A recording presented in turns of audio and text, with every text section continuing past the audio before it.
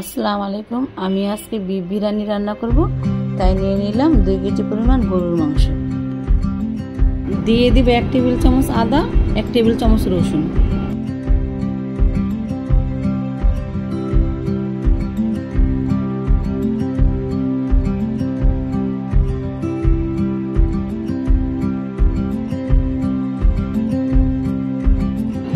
দিয়ে দেব 2 চামচ মরিচের গুঁড়া, 1 চামচ জিরা ও 1 চামচ ধনিয়া। দিয়ে দেব পরিমাণ মতো লবণ। দিয়ে দেব 1 প্যাকেট রাঁধুনি বিরিয়ানি মশলা।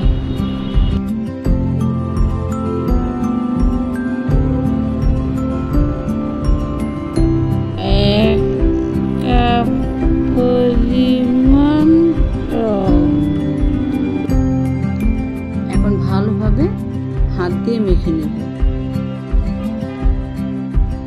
যাতে মশলাটা সুন্দরভাবে মাংসের সাথে মিশে যায়।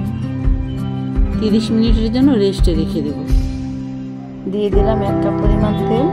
এই তেলটা পেঁয়াজ বেরেস্তা ভেজে রাখা তেলটা এখানে আমি ইউজ করেছি। আর দিয়ে দেব কিছুটা গোটা মশলা। মশলাটা কিছুক্ষণ ভেজে নেব। দিয়ে দেব ম্যারিনেট করা মাংসটা।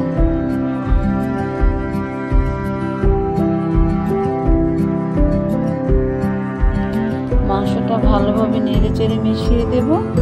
আর এই টাইমে চুলার আঁচটা আমি হাই ফ্লেমে রাখব। মাংসটা ঢেকে দেব 20 মিনিটের জন্য।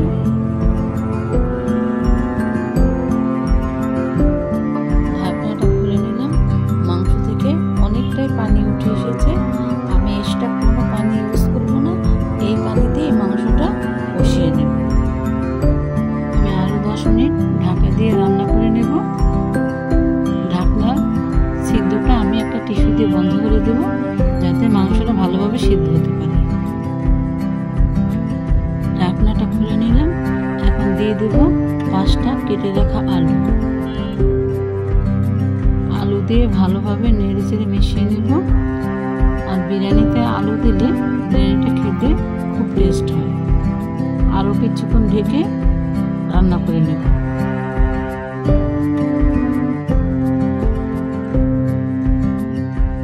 দিয়ে দিলাম 2 টেবিল চামচ বাদাম বাটা। আমি এখানে কাঠবাদাম বাটা ইউজ করেছি। আপনারা চাইলে যে কোনো বাদাম ইউজ করতে পারেন, কোনো সমস্যা নেই। আরও কিছুক্ষণ ঢাকনা দিয়ে রান্না করে নেব।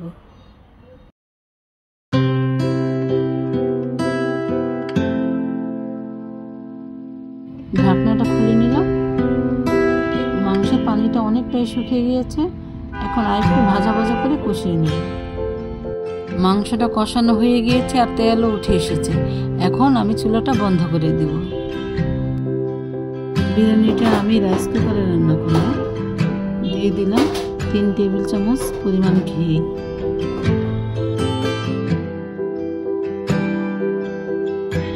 মাংস থেকে কিছুটা তেল আমি উঠিয়ে রেখেছিলাম, সেই তেলটা দিয়ে দিলাম।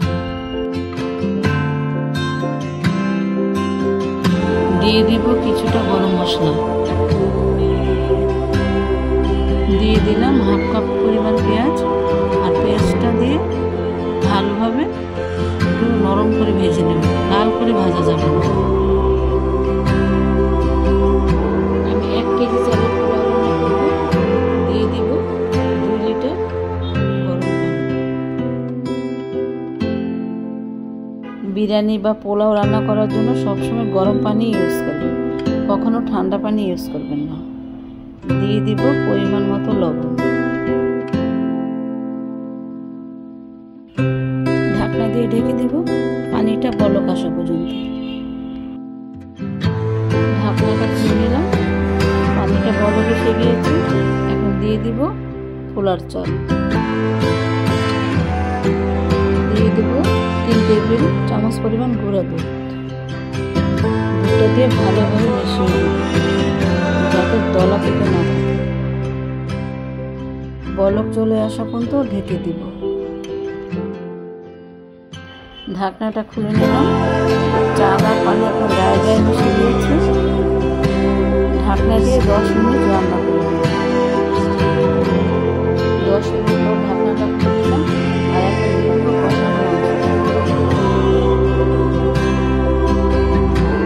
মাংসটা দিয়ে ভালোভাবে নেড়ে চেড়ে মিশিয়ে নেব।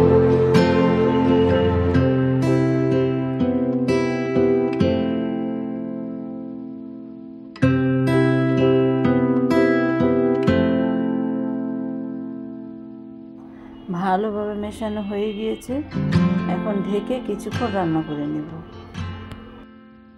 এটা খুলে নিলাম, এখন নেড়ে চেড়ে উপর নিচ করে দিব। উপরেরগুলো নিচে, নিচেরগুলো উপরে দিয়ে দিব, যাতে করে সবগুলো চাল সুন্দরভাবে ফুটতে পারে।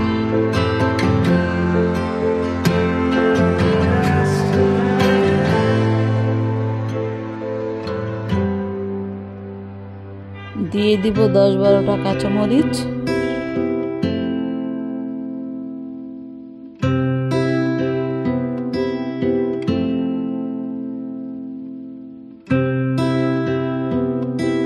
দিয়ে দিব 1 টেবিল চামচ ঘি, দিয়ে দিলাম কিছুটা পেঁয়াজ বেরেস্তা।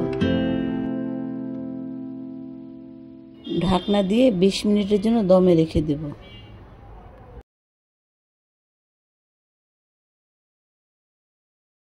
আমার রান্নাটা শেষ হয়ে গিয়েছে, এখন চুলাটা বন্ধ করে দেব।